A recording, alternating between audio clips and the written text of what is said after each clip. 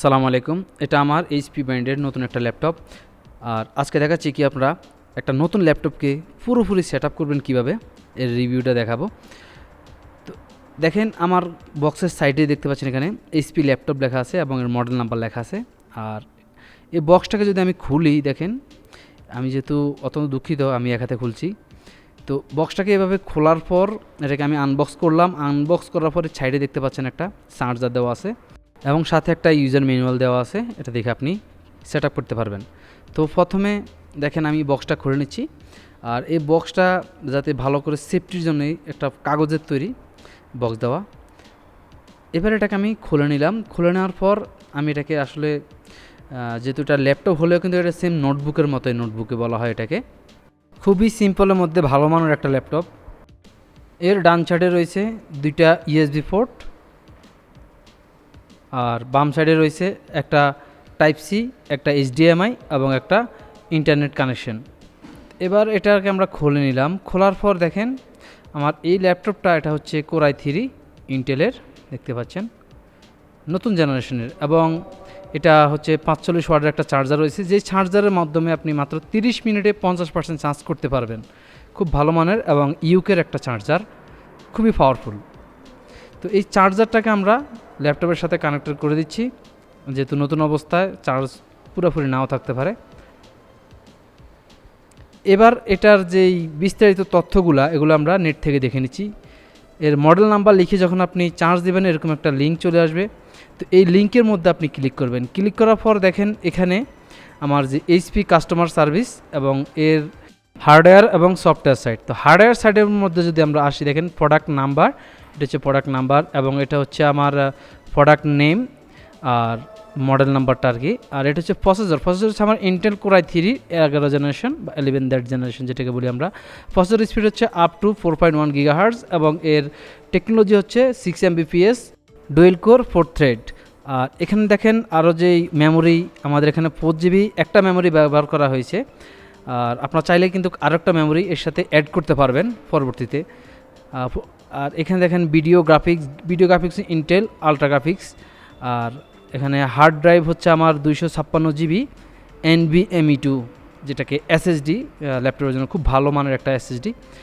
আর এর যদি আমরা আরও নিচের দিকে আসি, দেখেন এখানে আমার অপশনাল ড্রাইভ, এবং এখানে দেখেন ডিসপ্লে সাইজ, আমার ডিসপ্লে সাইজ হচ্ছে 15.6, যেটাকে ইঞ্চি। আর যদি আপনার এটা রেজুলেশন হচ্ছে দেখেন 1366/768। এর ওয়েট হচ্ছে 1.75 KG, power supply 45 watt charger, এবং নিচে আসলে দেখতে পারেন 3 সেল ব্যাটারি টাইপটা আমাদের লি আয়ন ব্যাটারি, খুবই পাওয়ারফুল একটা ব্যাটারি। সফটওয়্যার সাইডে যদি আমরা আসি, দেখেন উইন্ডোজ 10 হোম ব্যবহার করা হয়েছে। এবার আমরা এটাকে স্টার্ট দেব।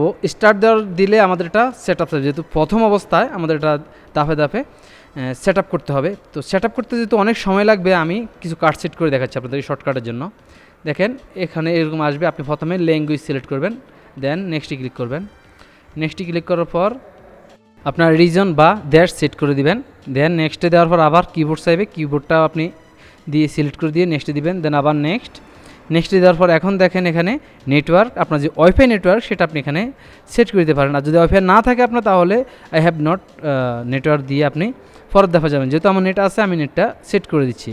তো আমি নেটটা সেট করে দিয়ে জাস্ট এখানে ইয়েস দিলাম। ইয়েস দেওয়ার পর আমার এখন নেটওয়ার্কটা কানেক্ট হয়ে যাবে এবং অটোমেটিক যে উইন্ডোজটা এটা আপডেট নিয়ে নিবে। একটু সময় লাগছে, দেখেন আমার কানেক্টেড হয়ে গেছে। এখন আমি আবার নেক্সটে দিয়ে দিলাম। নেক্সটে দেওয়ার পর এখন দেখেন আমার উইন্ডোজ 10 লাইসেন্স এগ্রিমেন্টস আছে। তো এখানে আমি অ্যাগ্রি দিয়ে আবার অ্যাগ্রি দিয়ে নেক্সটে দিয়ে দিলাম। দেখেন এবার আমার চাচ্ছে মাইক্রোসফটের অ্যাকাউন্ট লগ ইন করার জন্য। তো আপনার যদি মাইক্রোসফটের অ্যাকাউন্ট থাকে তাহলে আপনি লগ ইন করে দেবেন, যদি না থাকে তাহলে এখানে ক্রিয়েট সিস্টেম আছে, ক্রিয়েট করে নিতে পারেন। দেন এখানে আমি ক্রিয়েট পিন দিয়ে আমি আবার নেক্সটে দিয়ে দিলাম। এবার আমার যেই 4টা সংখ্যা দিয়ে আমি পিন দিব, এই 4টা সংখ্যা কি যখনই আমি এই ল্যাপটপটাকে ওপেন করতে যাব তখনই কিন্তু আমার এই 4টা সংখ্যা দিয়ে ওপেন হবে, মানে এটা আমার ল্যাপটপের পিন।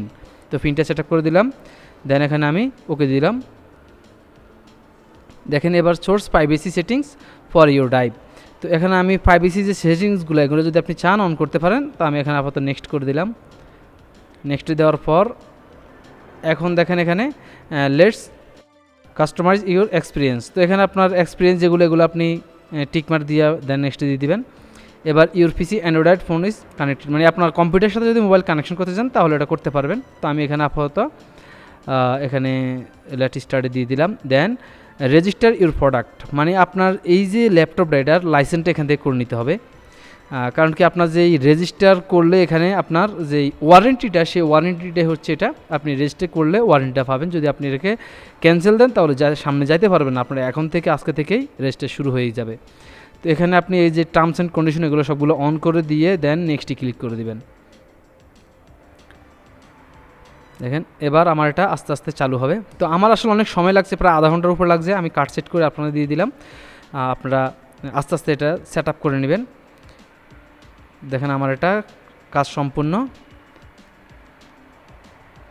দেখেন আমার পিসিটা ল্যাপটপটা কমপ্লিট হয়ে গেছে। এখন এখান থেকে যেই নেক্সট আছে এটাকে আমি আবার নেক্সটে দিয়ে জাস্ট ওকে দিয়ে দিলাম। তো আমার নেট যেহেতু আছে তাই নেটের পেজটা ওপেন হয়ে গেছে, আমি এটাকে ক্লোজ করে দিব।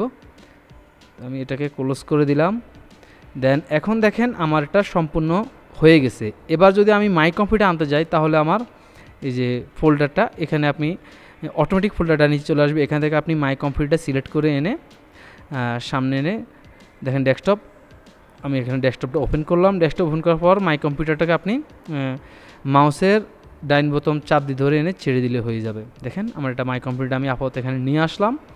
তো এবার আমরা কি করব, মাই কম্পিউটারটা ওপেন তো করলামই, দেখেন এটাকে আমি এখানে আনি ছেড়ে দিলাম, সাজিয়ে নিলাম। আপনারা এটাকে সাজিয়ে নেবেন।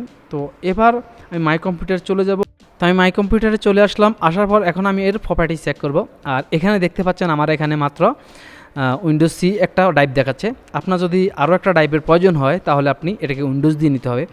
আর এই একটা ড্রাইভ মানে সি ড্রাইভটা যদি আমরা আবার এটাকে উইন্ডোজ দিই তাহলে আমাদের কিন্তু সি ড্রাইভটা পুরো ল্যাপটপটাই ক্লিন হয়ে যাবে। তো আমাদের যদি কোনো গুরুত্বপূর্ণ ডাটা থাকে সেক্ষেত্রে কিন্তু এখন রাখতে পারবো না যদি আমরা আরেকটা ড্রাইভ পার্টিশন না দেই।